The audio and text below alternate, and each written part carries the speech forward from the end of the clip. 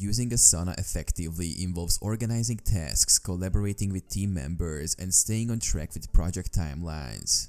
Here's how to use Asana effectively.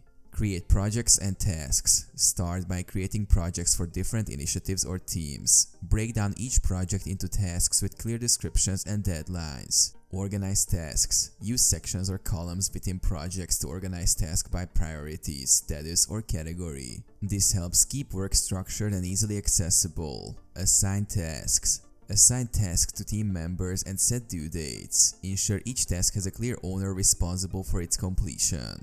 Use subtasks and dependencies. Break down complex tasks into smaller subtasks and use dependencies to show task relationships and sequence. Collaborate with comments and attachments. Use comments to communicate with team members directly on tasks. Attach relevant files or links to provide additional context. Utilize Asana integrations. Integrate Asana with other tools your team uses, such as Google Drive or Slack, to streamline workflows and centralize information.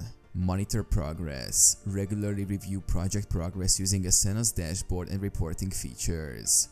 Adjust timelines and priorities as needed to stay on track.